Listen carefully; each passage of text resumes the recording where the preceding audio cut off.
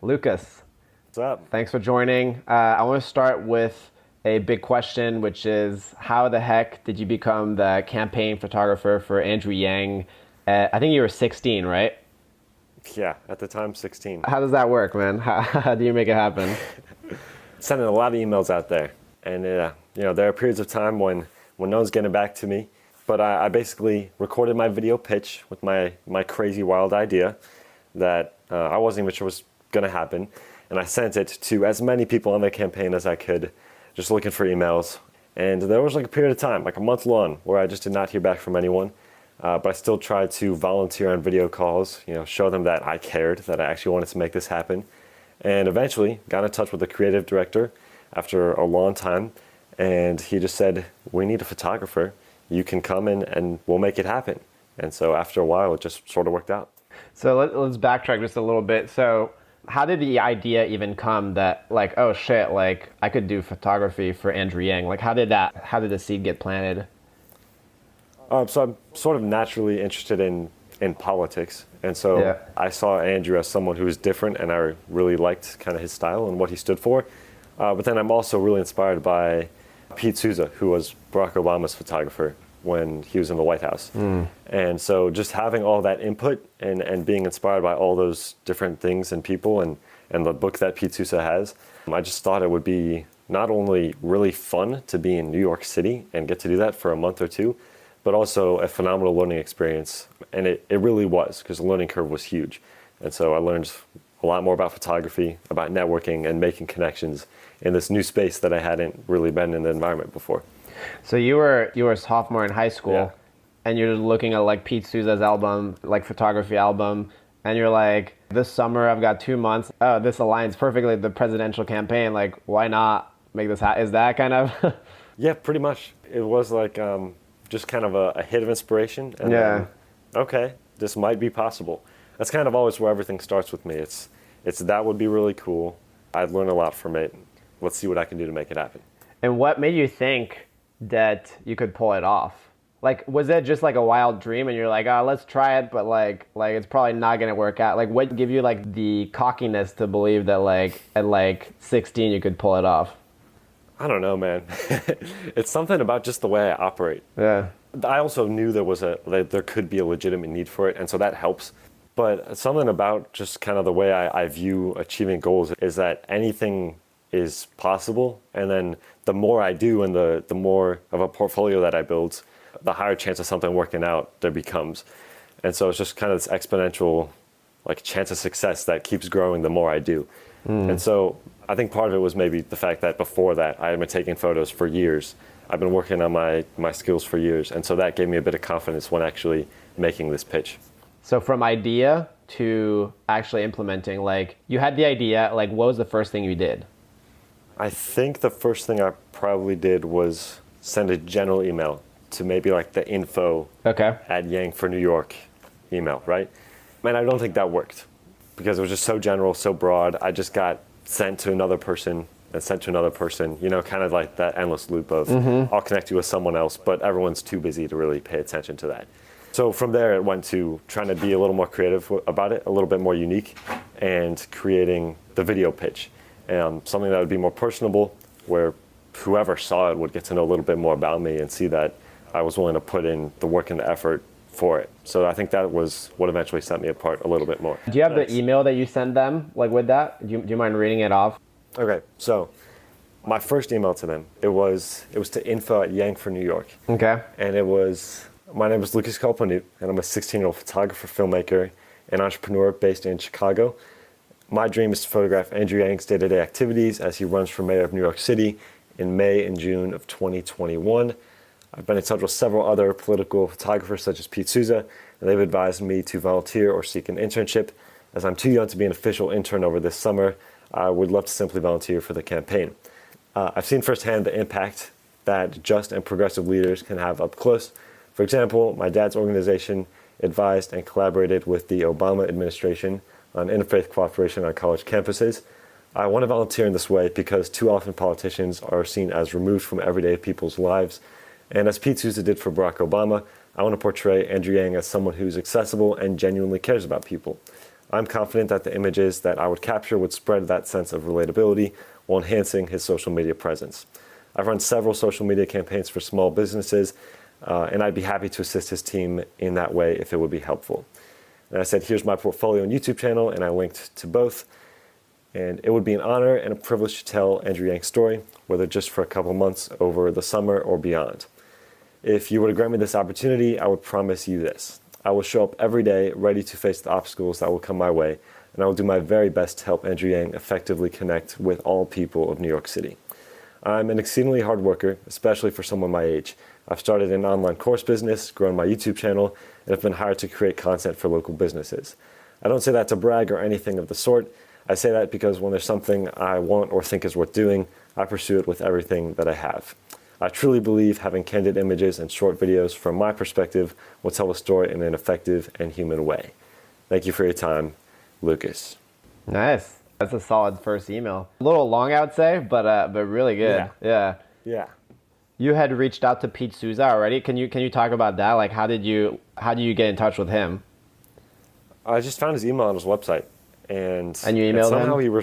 And he responded, which was surprising because I'm sure that man gets I don't know, dozens of emails a day. Yeah. So what was your outreach to Pete Souza? Like, I think a lot of people want to get in touch with their mentors. Like, how did you, again, stand out? Like, did you ask a question to him? Were you like, I admire your work? Like, what was your outreach like? What was your messaging? That was essentially it. Was saying, I'm starting off. I'm really passionate and ambitious about getting to this goal. Yeah. And you've inspired me a lot.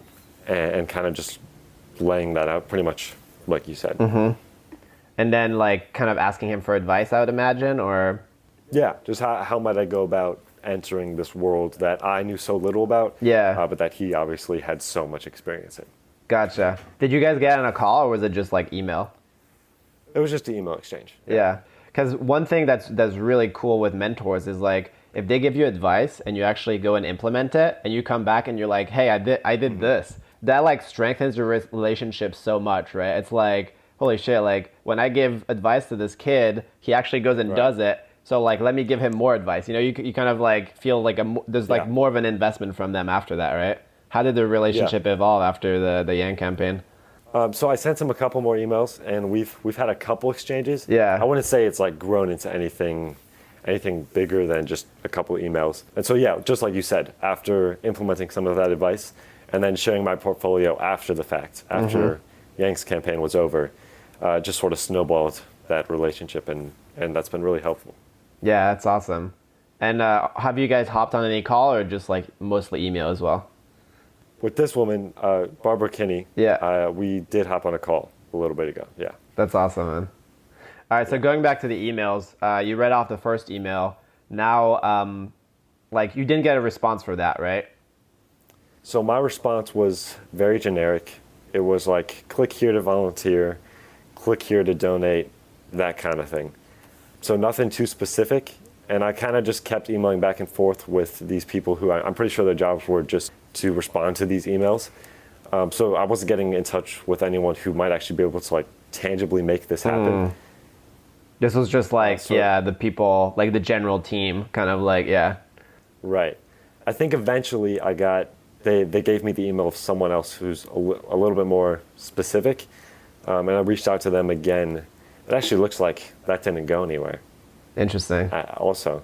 Yeah. So I think at that point, I've sent maybe 5 or 6 emails going back and forth. I think at that point I probably made that video and figured out another email to send that to. So what does that second email look like, or the next email with the video stuff? This is where that changes a lot. So I'm now emailing the social media manager, and then this one girl who literally followed him around all the time filming on her. So I emailed these 2 people, and I tell them my story. It's a little shorter this time, and now the video is attached, so that's why the email itself is shorter. I've attached the video, and they loop me into the creative director. Can you read the email out? Yeah. So my email to them goes, my name is Lucas, and I'm a 16-year-old photographer and filmmaker based in Chicago. I am the young photographer that Sakni and Erica were referencing. Those are just two more people that I guess I connected with along the way who knew these other people. My dream is to photograph Andrew Yang's day-to-day activities as he runs for mayor of New York City during May and June of 2021. And then I attached my portfolio, my YouTube channel again, and then the video, the page itself. Hello, Mr. Yang. My name is Lucas Kult-Banout, and I'm a 16-year-old photographer, filmmaker, and entrepreneur. The first time I saw you on the presidential debate stage, I didn't quite know what to think. I'm not a huge math person, but I quickly realized that you are incredibly intelligent, kind, caring, and therefore equipped to become a great leader. After I graduate high school, I want to move to New York City. It's a place that's always captured my imagination, and I have family there that have helped me fall in love with the New York hum of dreams coming true. As a creator, I want to help you become the next mayor of New York City.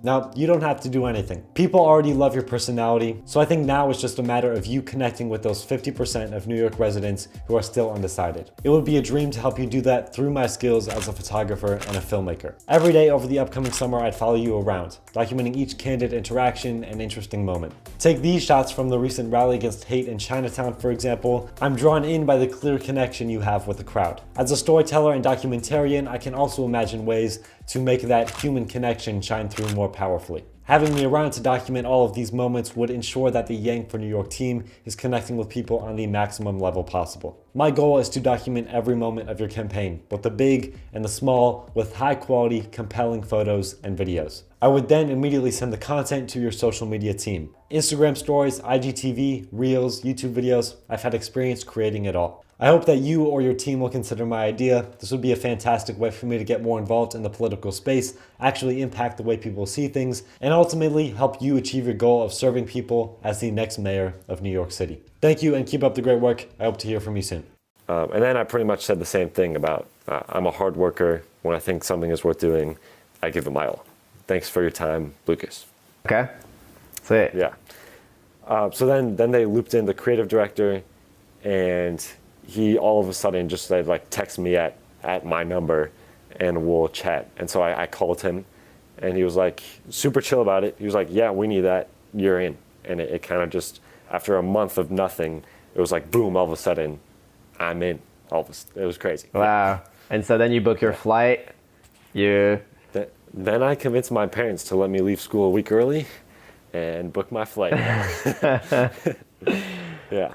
That's awesome, man. And so you leave school 1 week early, you move to New York. Tell me a little bit about like the first week. Like what was that like? Like joining, like meeting the team, meeting Andrew. Yeah, what was the first week like? It was pretty hectic. So I was living with my grandparents in New Jersey, just a short train ride. Okay. Commute away from downtown. So that's how that worked out. But I don't think it was until like the second or third day where I actually got to meet Andrew and start to talk with more of the campaign, because it's so fast paced. Yeah. And so on that first and second day, it was just showing up to one or two events, taking photos, and sending it to people. And the entire process wasn't very streamlined yet. Yeah. Because I still hadn't met a lot of these people in person. Maybe later in that week, we started to get down who I sent these photos to. After sharing the images from my camera to my phone, like right after the event, I would then send them to a person, they'd send them to the social media team. And so we kind of streamlined that process after about a week. Okay. What was your first time meeting Andrew? It was the third day, I think. So I had maybe done 2 events so far. And there's always so many photographers and videographers around. He was probably like, that person's from New York Post or whatever. Yeah. But someone who I'd been working with, the creative director, just kind of introduced me to him and said, hey, this is our new photographer. Because I don't think he had seen the video. I'm like 99% sure he didn't see the video, which was too bad because I did my research. I put his favorite song in there. Oh, really? At the end. That's his favorite song. And and I knew he liked basketball, so I played basketball at the end of the video just for fun. But basically, he introduced me to Andrew, and that was that. And then from there, he just started to he knew my name. We started to talk as I showed up at more events, and again, that relationship just grew from the moment when I met him. And what was your schedule like? Like, because you're leaving from New Jersey, so I assume that was pretty. I mean, it's like a small commute. It's like going into the city, right? When were your hours where you were shooting? So it varied greatly because events could be at 9 in the morning or they could start at 2 in the afternoon. I would say a very long day maybe was something like wake up at 6 or 6:30 to get there at 8 or 9 and start an event, and then go from that event to the next one by the subway or taking an Uber. And so there might be like 4 or 5 events every day, or there might just be one. But the hours varied a lot. Nice. And Yeah. this was your first time kind of shooting for like a big public figure, if I'm not mistaken, right? Like, Yeah. what was surprising to you on the road? I'm not sure this was necessarily surprising, but just the fact that like he's very like personable. Mm-hmm. He's just when you're around these people and you start to get to know them, they're just people. Yeah. Who have, under crazy circumstances of social media and the internet, who have risen to a level of like being a celebrity almost, especially in his case in some ways. And you start to like learn about their stories and their family, and they're just people. Though in his case, he's like a wickedly smart dude who like genuinely cares about people and wants to change the world for the better. But that was a really pleasant surprise in a way, though I kind of expected it. But it was nice to kind of get to know him in that way as time went on. Yeah, it makes it seem less of I guess like a barrier between those people and you, right? Like one thing that happened when I started working with like big public figures is like you realize exactly that they're just people, and then you're like, holy shit! Like one thing is like if they can do it, like anyone can do it, you know? Like that's one thing, and then it's also just like I think initially like there's like some like you're kind of starstruck when you see these people, right? And you're kind of like not really comfortable, but like you start getting comfortable around those people because you realize they're just people, right? Yeah, I mean that's exactly how it went. I was like a little bit nervous the first time. I was like, whoa, like that's him. That's the guy I've been watching on my TV. And then yeah, you just kind of warm up to him rather quickly. Yeah. And from a photographer angle, like what was surprising about the job? Like I'm guessing it's like super fast paced and stuff. Like let's say there's other photographers listening to them. Can you tell them a little bit about, give them some context about like what was surprising to you as a photographer? Like what did you learn? Like what did you like? What you did not? What was stressful? You know? It is stressful to try to to make it to these events like that are hours apart from each other. And so one thing I learned real quick is just like get to the next event first before doing anything else. Like get to that location. Because the campaign environment is pretty hectic. Yeah. And things change on the fly. So that can be tough. But then when it comes to photography, there's just like a massive learning curve. Because usually if you're taking portraits of someone, it's really chill and low key, and you can take like a photo a second. That's fine. You can be relaxed. And this is like there's 15 other professional photojournalists with decades of experience, and I'm this new guy in the midst of it. And so I learned real fast that like you need to almost like fight to get in front of people. You need to really make sure that you're like being the fly on the wall, as Pete Souza says, so like not too in your face and obnoxious to these people you're documenting, but also, as one photographer mentioned it to me, like get inside the huddle. Yeah, I can almost envision it, and I'll share one of the pictures that one of the pictures you shot which is like beautiful, where you can see like Yang with kind of like a stressed face with like a gazillion people around him. I can just imagine you like with the camera just like bombing through that, you know, and like trying to like get up front and like get a good angle, right? Yeah, that's the black and white one, right? Yeah, it's beautiful, man. Yeah. So like that's an example of just how crazy it can be.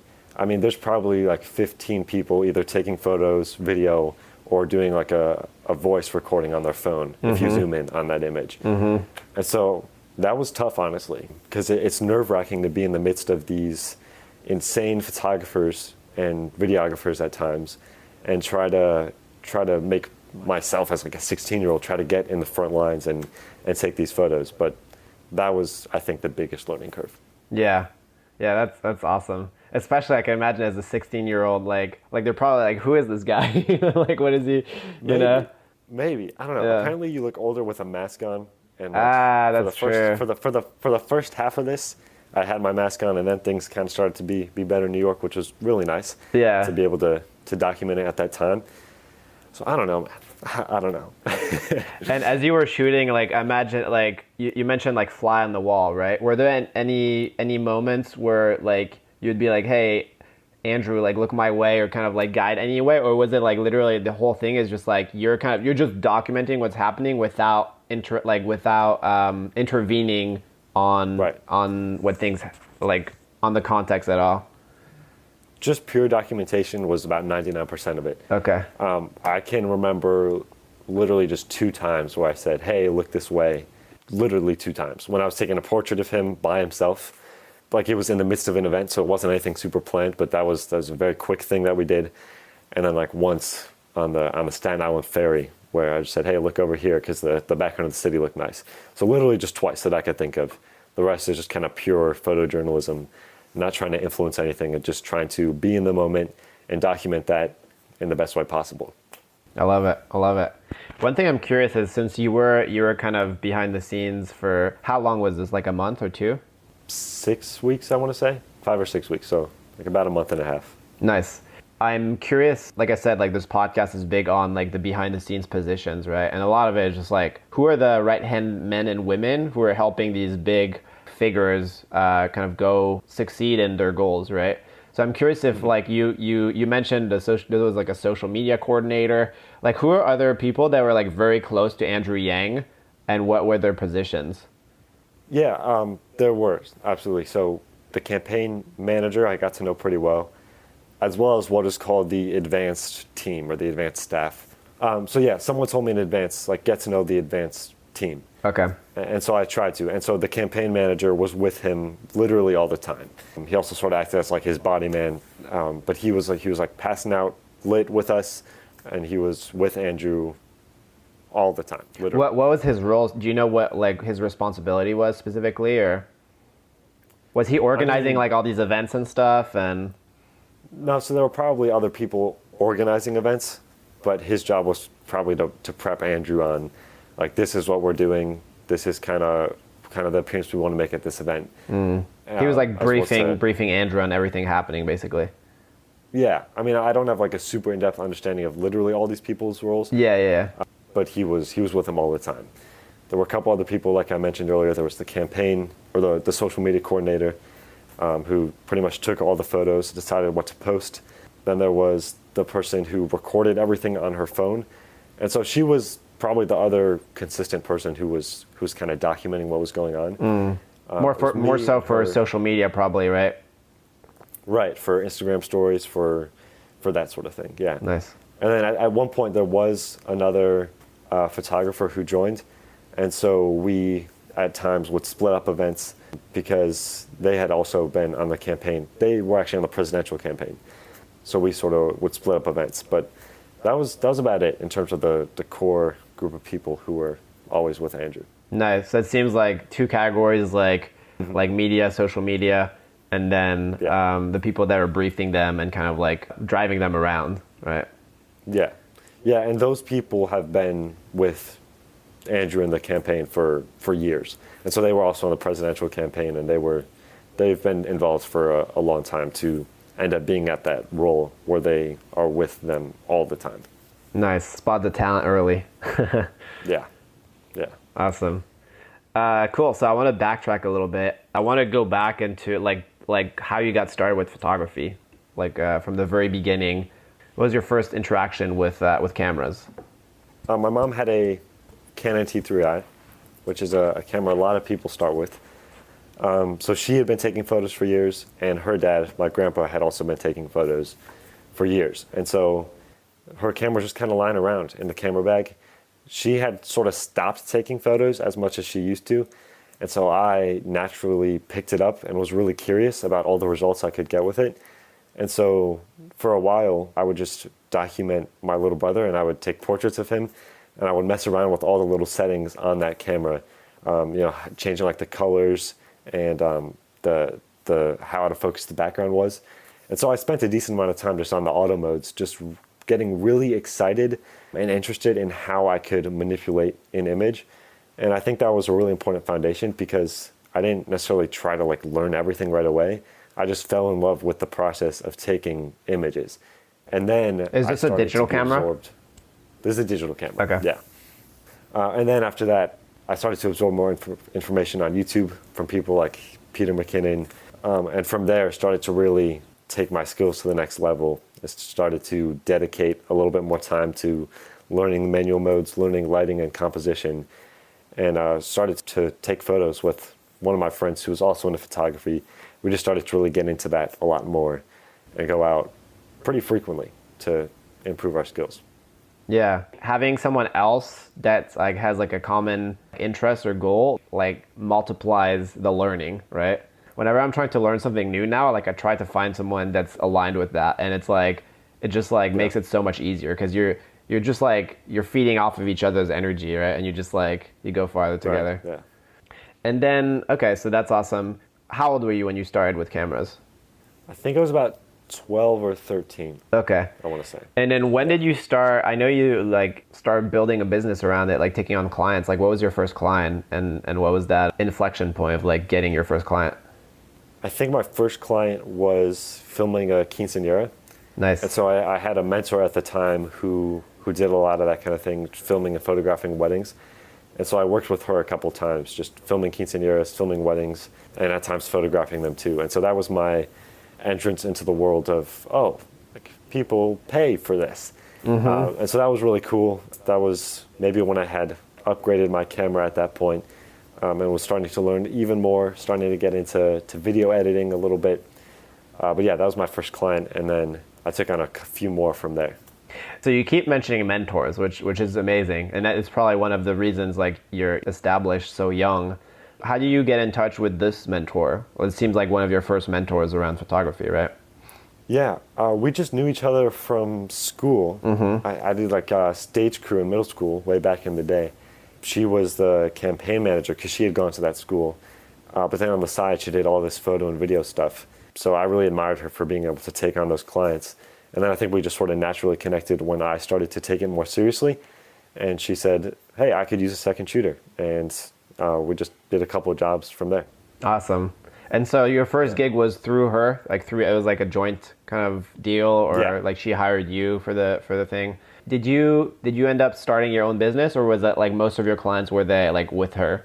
I did a couple with her, and then eventually I started to branch out and try to do some on my own. And so that was working with local businesses, just reaching out to a lot of people and offering to do free work at first, but then creating a portfolio of kind of highlight reels, videos for businesses, as well as galleries of photos. And so then I took that portfolio that I created and just pitched my idea to a lot of different local businesses. That's very smart. So basically you're reaching out to, I'm guessing like mom and pop shops, like, I don't know, like a bakery or something like that. Like just like going, were you going in person or were you emailing them, calling them? A lot of times I would email or call, and there might have been a couple times I went in person. A lot of these places though, like my entire family had been going to for a while. And so I kind of knew a couple people, especially one place where like they'd been literally cutting my hair since I was 8. That's and awesome. So that helped, obviously. Yeah. Yeah, I saw this Instagram post you had where it's like, I usually do this for like $1,000 or $2,000, but for you, I'll like do it for free, which is really clever. And then they're like super grateful because I mean you're offering them a lot of value, and like you're leading with that, right? Of like this is like a valuable service, but I'm gonna do it for free. And then they're just like so grateful that then what you're saying in that post is that then that leads to referrals of like then they'll lead you to like actual paying clients, and that's what happens for you, right? Yeah, that's how I went about doing that. And it doesn't work every time, but I think if you apply a strategy enough, you're bound to end up with some clients. Yeah. Nice.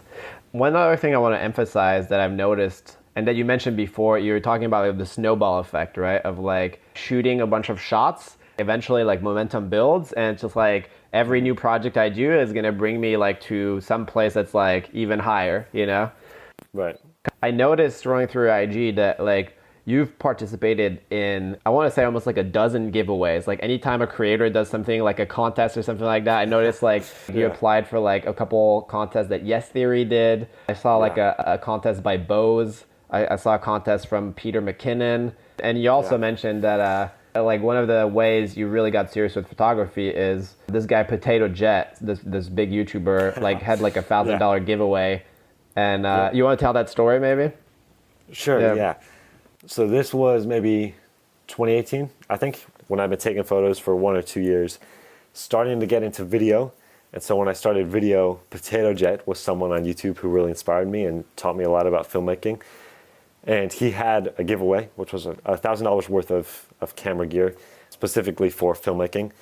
And so it was like the giveaway that probably required the least amount of skill ever.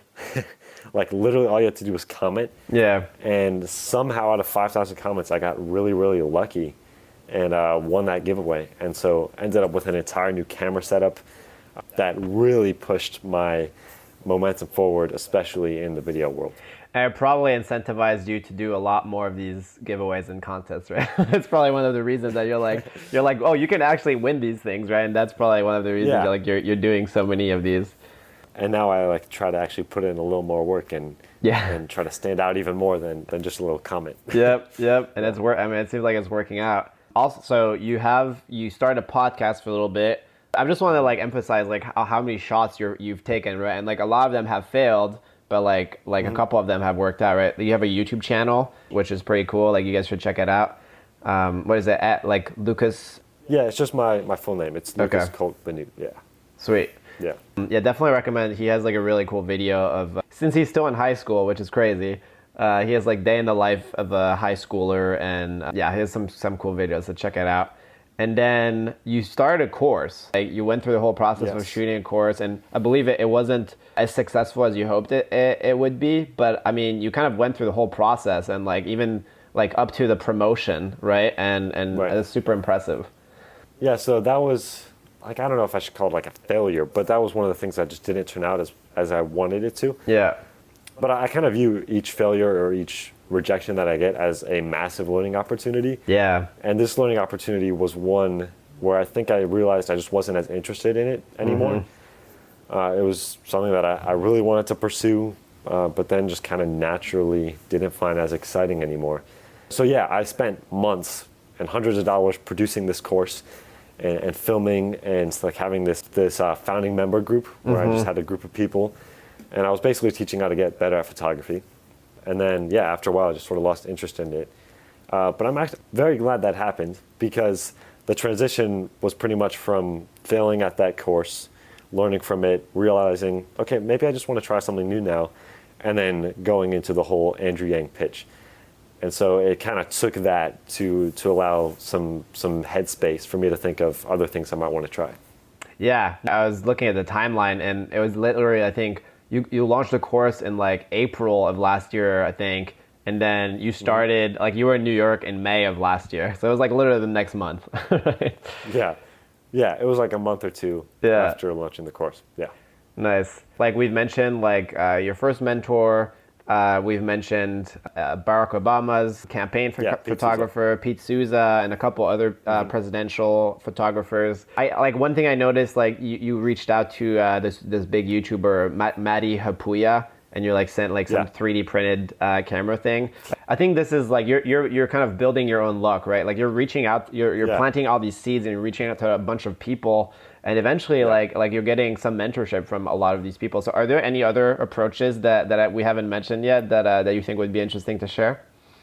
Yeah, I mean, a lot of what I do is reaching out to people, like you said. And so, Matty Apoyo was another one of my big inspirations on YouTube. So I had created this 3D printed camera, and I sent it to him with a letter that I made, and he opened it and he saw it. And so there's like a little bit of a connection there. Like you said, it's like a seed. Yeah. And so at some point, if I meet him in the future, he'd be like, "Hey, remember that 3D printed camera you got? That was me." And so I'm just trying to like plant these connections in a lot of different areas. So like some are in the YouTube and filmmaking space, and then others are with photographers who are like working in the White House right now. Because at some point, I think it would be incredible to either intern there or like actually be a White House photographer. And so, I'm just trying to plant as many seeds as possible in the areas that I am interested in, and hoping that if I try to then pursue those things in the future, I have the connections and the experience to make them happen. That's so smart, man. That's so smart. So you're currently talking with some people that are in the White House taking photos? Yeah, and hoping to meet them as I go on some college visits soon here. Just because I love the nitty gritty details on this. Did you cold email them as well? Like, did you somehow like figure out who was in those positions, and then did you find their email just by guessing or by finding it like on a website or something like that? Or yeah, dude, the White House has a Flickr page with literally like almost every photo that's taken is put in on there. And so I was literally able to see every single current White House photographer by just looking at that Flickr page. Wow. And so I sent most of them like a voice memo DM on Instagram, which is a strategy I really like, is sending a voice message. 'Cause Okay. someone on the receiving end gets a lot more of your personality, your character, and who you are. So I sent a ton of voice memos. Most of them just didn't see it. But then I sent a couple emails, and I connected with one photographer who used to work for the local newspaper where I live now. Wow. So that was a connection. That was helpful there. Yeah. And then I connected with another one who went to college with one of my teachers at high school and their friends. And so there were a couple just lucky connections there, lucky instances that helped me connect with those two photographers that I now know who are currently working in the White House. Wow. Yeah, no, I think that's really important to emphasize of like, you're basically finding like the commonality between you and them, and that makes them like, that basically like makes it seem like your family, right? Where it's like you can send an email where it's like, hey, like I love what you do, you know, but you're just a stranger. But like once you're saying like we went to the same high school or whatnot, it's like, holy shit, like this person is like in my social circle, you know, and it's like there's some kind of warmth, and like it's almost like it feels rude not to answer that, you know. So it's like way harder to ignore, and that's super smart. That's really cool. Awesome, man. That's amazing. So you're currently in high school. Do you have like a lot of clients right now? Just like to wrap up with the business stuff. Not at the moment. Okay. I'm kind of like taking a break from doing most of like the paid client work that I was doing for local businesses. Okay. And trying to reevaluate and pursue some other things. So I'm currently helping with a campaign. Her name is Kina Collins. She's running for Congress right now. Oh wow. So I'm like still trying to stay in the political circle, still trying to kind of stay sharp on photojournalism and that kind of thing. Mm-hmm. So I'm helping with that. Like what I was kind of talking with you about earlier, I'm trying to start sort of like a Humans of New York thing, but almost in Chicago. And I don't know exactly where that'll go, but I'm increasingly passionate about like documenting people, whether through photo or video, and trying to tell their stories. And that's what I've done for the campaign, and it's super powerful to witness. So yeah, I'm taking a little break on the paid clients and trying to refocus on a couple of YouTube videos that I'm hoping to make soon, and then this campaign, and even starting to plan hopefully something for the summer. Nice. Yeah, you're gonna unleash like another like an internship with like a huge personality. Yeah. That's cool, man. So are you thinking you're gonna put these on social, or like kind of similar to Humans of New York, like on Instagram, or are you thinking more of a website? Maybe both. Okay. Definitely on social. Yeah. So I'm still trying to figure out like the username I want to do with that. Yeah. But I also like to put them on my website as like an extension of the lucasculpany.com website. Nice. If ever you want to like stay up to date on what he's doing, it's at Lucas Kult-Banout, and we'll put it in the description as well. So Twitter and Instagram seem like the best places to follow you, right? Yeah, I mean it's the same username on Twitter, Instagram, YouTube. Yeah. Sweet. Okay, cool. Last thing, you did an internship at 368, which is, I believe, a company that Casey Neistat started. Was that the same summer as the campaign with Andrew Yang, right? So how did you land that? And like, I mean, it's like back to back. Like, was it in New York as well? It was in New York. Okay, so how did you unleash that internship? So when I was in New York working on Andrew's campaign, I reached out to Jack Coyne, who works at 368. He's worked with Casey for years and has a lot of video experience and is a really prominent figure in this kind of YouTube filmmaking world. And so I sent him a DM and I said, hey, I'd love to come help out with a shoot at 368 while I'm here in New York. I'm Andrew Yang's campaign photographer, and I'm happy to help with anything. And he saw it and he didn't respond for like 2 weeks. So then I sent a follow-up message, and this time I actually included some photos that I had taken so far in the campaign. The first time I didn't, because I actually don't think I had taken any photos yet. So the second message was a little more like, oh, this person actually is taking photos. It was a little more tangible, I think. And then so he said, yeah, we got to shoot on this date. Would love your help. You can come and take photos and help with the recording of this video we're making for Adobe. And all of a sudden, like, I was invited to help at 368. That's amazing. You're a ninja, man. I think one thing to point out here is that like when you work with a big brand name like Andrew, like it just like increases your credibility through the roof, right? It's like the equivalent of working for like if you're in the tech space, the equivalent of like working for like a Google or Facebook or something like that, but like for the creative space of like, whoa, like all of a sudden like people take you seriously. So it's really, it's probably amazing for like opening up new doors. Oh yeah. I mean, that's now when I reach out to people, like almost a staple of every email is, I was Andrew Yang's campaign photographer. Here's my portfolio. Yeah. Like it depends on the job, of course, and the circumstances. But if I'm pursuing any sort of photography job, that's usually what I link to. Yeah. And then the second thing to emphasize is the follow up, right? Like a lot of people would have just like been like, oh, he's not interested. Like fuck it, like. But like you followed up with some pictures, and that got you the gig. So was this just one shoot, or did you do like were you there for like a couple weeks? So this was one shoot while I was there for the campaign, and they really liked what I did, and so we shot some emails back and forth with some other people at 368 as well as Jack a few weeks later, and they were saying, we'd love to have you back for an internship for however long you can do this summer. And the summer was coming to an end, but I was able to go back to New York after being 2 weeks back here in Chicago. So I was able to go back to New York for about a week and a half and just help a couple more times, getting on a couple more shoots. I actually got to meet Casey, which was crazy. Like the timing just aligned perfectly, as well as Humans of New York, and found his story really inspiring. So that might be a little bit of what's fueling what I'm trying to do now. Yeah. That's very cool. Anything you learned from that gig or from Casey or Humans of New York? Did you build a relationship with them, you think? Like, do you think you'd be able to reach out to them in the future? And the second thing is, like, what did you learn? What did you learn from that position or just from being around in that environment? First, just being in that environment, I learned a lot about, again, working with a team. This time more of a creative team that's posting to social media and what it takes for everyone to come together and create a project. So it was a little bit different than the campaign, which was a little bit more individual. I take photos and I send them to people. This was more of a collaborative effort, which was really fun. And there's just loads of learning moments, I guess, throughout that internship, whether that's how to work with people or more tangible photography things too, like how to get certain shots, how to be really quiet in an interview when there's like something happening and I'm trying to like sneak around and take photos. You gotta do that ninja walk, right? Yeah, working on that ninja walk. Yeah.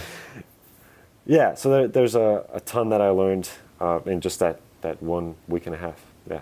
Nice. That's awesome, man. What's your vision for the future as a photographer? Where do you want to be?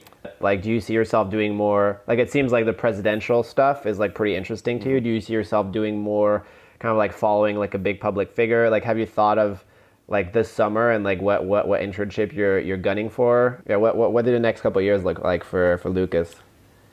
There's a couple of things I can definitely speak on that I'm interested for this upcoming summer. One is potentially doing something with Yes Theory, as I'm incredibly inspired by the work that they do. And I think I'm still very much interested in that filmmaking and YouTube and that kind of storytelling. But then a couple other things I might be interested in are some big campaigns that are going to be happening over the summer.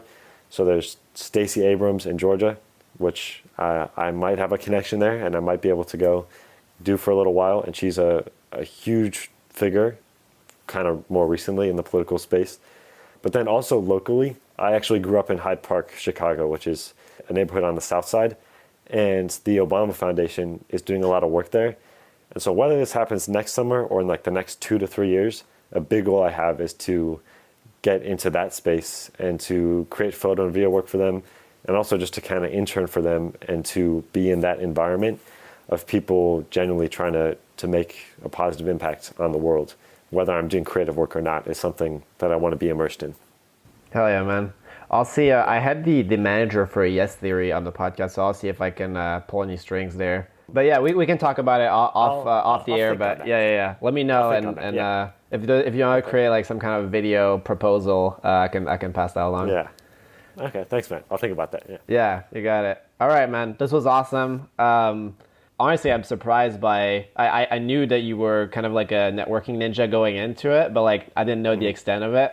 And I'm very surprised that at your age you're so polished in your approach to like people in those positions. So congrats, and you're going places. Really look forward to seeing where this takes you. Yeah, thanks, man. I appreciate you, making this conversation happen, and it was fun. Yeah. All right. Have a good one, man.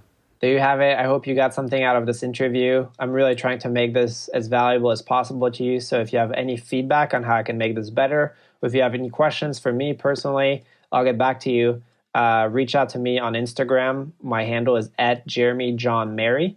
You can also comment if you're watching on YouTube. You can just comment below. All right. Thanks for listening, and have an epic week.